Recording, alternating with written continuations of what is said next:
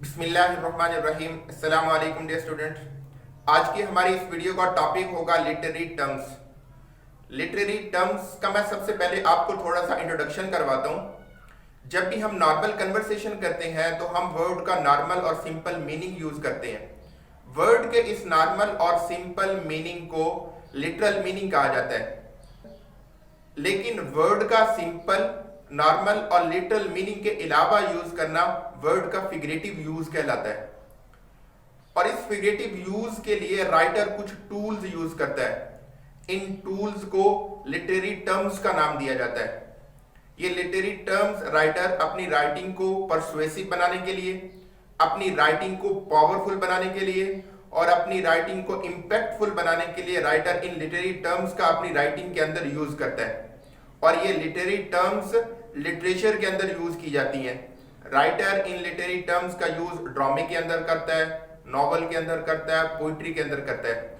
आज की इस वीडियो में हम इन लिटरेरी टर्म्स को डिटेल से डिस्कस करेंगे। आप वीडियो को स्टार्ट से एंड तक देखें ताकि आप लिटरेरी टर्म्स को अच्छी तरह से समझ सकें। तो स्टार्ट करते हैं हमारी आज की वीडियो। तो स्टार्ट करते हैं हम लिटरेरी टर्म के इंट्रोडक्शन से। Literary terms refer to the technique. Literary term refer करती हैं टेक्निक को, स्टाइल को, एंड फॉर्मेटिंग और फॉर्मेटिंग को, यूज्ड बाय राइटर जो राइटर यूज करता है, एंड स्पीकर और स्पीकर यूज करता है टू स्ट्रेंथन देयर कंपोजिशन अपनी राइटिंग को स्ट्रॉन्ग बनाने के लिए। Literary terms also include powerful figurative language. Literary terms के अंदर पावरफुल फिगरेटिव लैंग्वेज का यूज होता है। That writers use to summon emotion जो राइटर इमोशन को बुलाने के लिए यूज करता है, and to allow us to see that word और हमें अलाउ करता है कि हम वर्ड को देखें in new and magical way, new और मैजिकल वे के साथ। नेक्स्ट हम बात करते हैं the importance of literary terms की। Literary terms are important in a wide variety of ways. Literary terms की अहमियत बहुत वसी है। They allow writers and speakers, ये राइटर और स्पीकर्स को अलाउ करती हैं to make comments on society, कि ये सोसाइटी के ऊपर कमेंट्स करें, पॉलिटिक्स पे कमेंट करें, एंड ट्रेंड्स और ट्रेंड पे कमेंट्स करें। लिटरेरी टर्म्स की जो इम्पोर्टेंस है वो बहुत वसी है। ये राइटर और स्पीकर को अलाउ करती हैं कि वो सोसाइटी के ऊपर, पॉलिटिक्स के ऊपर और सोसाइटी के जो ट्रेंड्स हैं इनके ऊपर कमेंट करें। सबसे पहले हमारे पास लिटरेरी टर्म्स है जिसको कहते हैं एलेग्री। डेफिनेशन है इसकी, a novel, poem, play, pictures etcetera in which the characters and events are used to symbolise a deep moral और स्पिरिचुअल मीनिंग्स। नॉवल में, पोएम में, प्ले में, पिक्चर्स में जो कैरेक्टर और इवेंट यूज होते हैं इनको राइटर एज ए सिंबल के तौर पे यूज करता है डीप मोरल और स्पिरिचुअल मीनिंग के लिए। A story with in a story मतलब इन कैरेक्टर्स के जरिए से स्टोरी के अंदर एक और स्टोरी राइटर जो है वो बयान करना चाह रहा होता है। यहाँ एग्जाम्पल है एनिमल फार्म, जॉर्ज ऑरवेल का ये एक नॉवल है। The whole story symbolise the Russian revolution. Animal characters की ये स्टोरी है। इस एनिमल कैरेक्टर्स के साथ राइटर जो है वो रशियन रेवोल्यूशन को हाईलाइट करता है। इसके बाद नेक्स्ट लिटरेरी टर्म्स है जिसको एजोनेंस कहते हैं। The repetition of the same vowel sounds followed by the different consonant sound in a sequence of words at the beginning, middle और end of a word. Repetition of the same vowel sounds, vowel sounds की रेपिटिशन है word के beginning में, middle में और end में। Consonant word के साथ वॉल वर्ड की रेपिटिशन बिगिनिंग में, एंड में और मिडल में, इसको हम कहते हैं एजोनेंस। यह एग्जाम्पल है, I tried to hide at the side of my right. Tried, अब यहाँ वर्ड के सेंटर के अंदर रेपिटिशन है वॉल साउंड की, ट्राइड, हाइड, साइड, राइट। इन वर्ड्स के सेंटर के अंदर रेपिटिशन ऑफ वॉल साउंड है। इन रेपिटिशन ऑफ वॉल साउंड को हम कहेंगे एजोनेंस।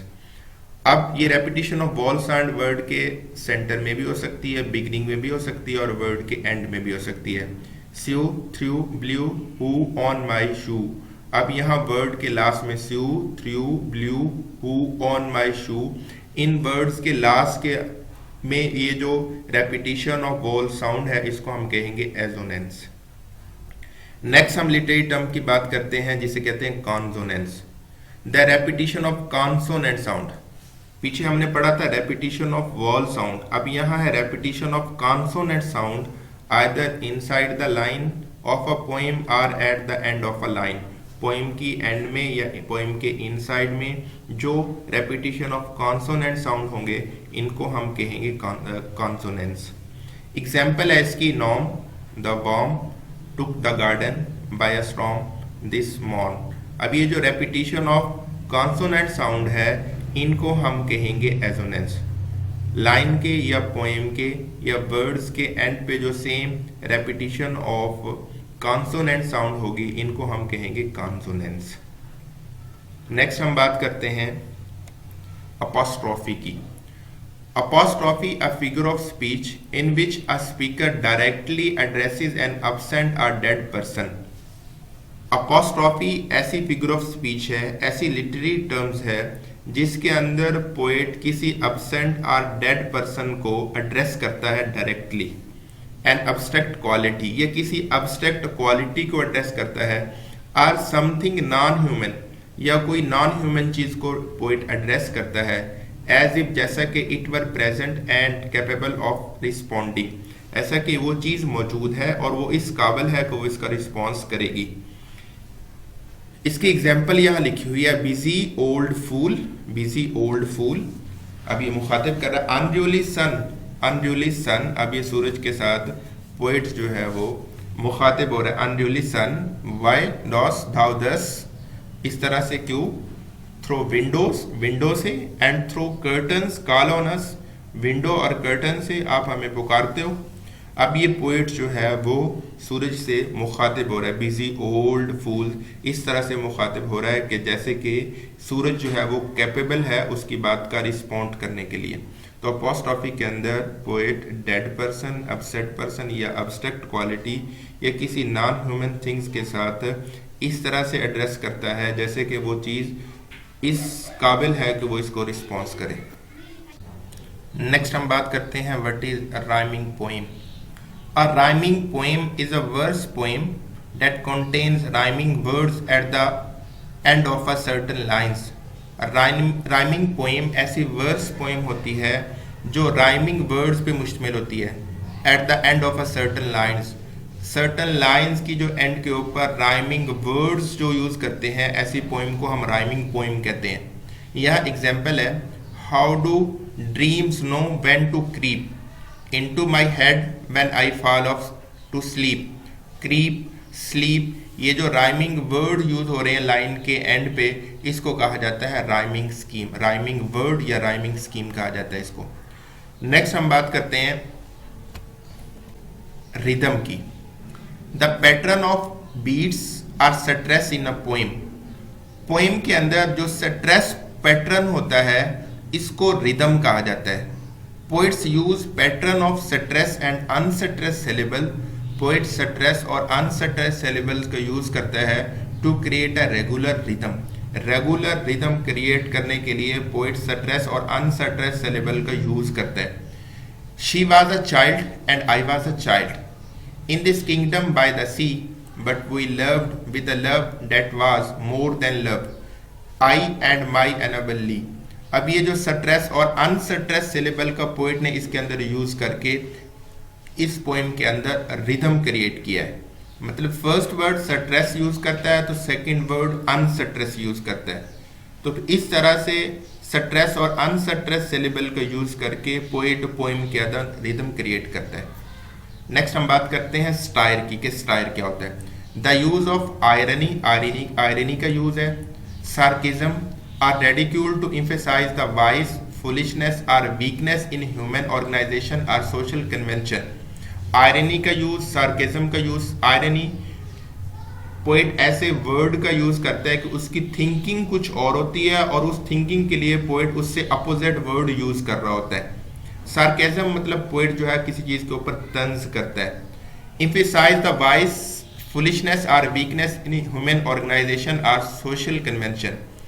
पोएट एम्फेसाइज करता है फुलिशनेस, वीकनेस, ह्यूमन फुलिशनेस पे, ह्यूमन वीकनेस पे, उसके ऑर्गेनाइजेशन पे और सोशल कन्वेंशन पे आयरनी और सार्केज्म का यूज करते हुए। या एग्जाम्पल है Gulliver travels, a satire of 18th century British society. Gulliver travel Jonathan Swift का फेमस वर्क है, इसमें इसने स्टायर किया है 18th सेंचुरी के ब्रिटिश सोसाइटी के ऊपर। यहाँ और एग्जाम्पल है स्टायर की, most political cartoon in newspaper and magazine. Magazine या न्यूज़पेपर के अंदर जो पॉलिटिकल कार्टून वाला पार्ट होता है, ये भी स्टायर की एग्जाम्पल है। नेक्स्ट हम बात करते हैं स्ट्रीम ऑफ कॉन्शियसनेस की। Stream of consciousness is a literary technique which was pioneer by Dorothy Richardson, Virginia Woolf and James Joyce. Stream of consciousness की सबसे पहले ये टेक्निक यूज की है डोरोथी रिचर्डसन ने, वर्जीनिया वुल्फ ने और जेम्स जॉयस ने। Stream of consciousness is characterized by a flow of thought and images. Stream of consciousness के अंदर इन राइटर ने करेक्टर के थॉट्स और उसके इमेज को कंटिन्यू रखा है। करेक्टर के थॉट और उसके इमेज के फ्लो को कंटिन्यू रखते हुए अपने वर्क को कंप्लीट किया है। Which may not always appear to have a coherent structure और कोहेन।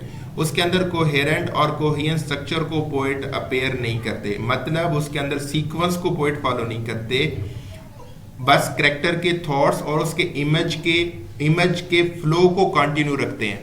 जैसे जेम्स जॉयस का एक फेमस वर्क है यूलिसिस के नाम पे, इसमें पोइट ने करेक्टर्स के थॉट्स और उसके इमेज को कंटिन्यू रखा है। तो ये टेक्निक सबसे पहले यूज की थी रिचर्डसन ने, वर्जीनिया वुल्फ ने और जेम्स जॉयस ने। तो ये तो थी सम इम्पोर्टेंट लिटरेरी टर्म्स। इससे पहले भी कुछ लिटरेरी टर्म्स मैंने पिछले लेक्चर के अंदर डिस्कस की थी। फिगरेटिव लैंग्वेज के टॉपिक के अंदर मैंने काफ़ी सारे इंपॉर्टेंट लिटरेरी टर्म्स या फिगर ऑफ स्पीच को डिस्कस किया था, जिसमें मेटाफर था, सिमिली था, पर्सोनिफिकेशन था, हाइपरबली था। अगर आपने वो वीडियो नहीं देखी तो वो वीडियो देख के वहाँ से उन लिटरेरी टर्म्स को अच्छी तरह से समझे। और उम्मीद करता हूँ कि आज की वीडियो के अंदर जो लिटरेरी टर्म्स मैंने डिस्कस की हैं ये आपको समझ आई होगी। अगर नहीं समझ आई तो मैं हर बार की तरह कहता हूँ कि वीडियो को दोबारा से चला के दोबारा से देखें, ताकि इन लिटरेरी टर्म्स के हवाले से आपको कोई कन्फ्यूजन ना रहे।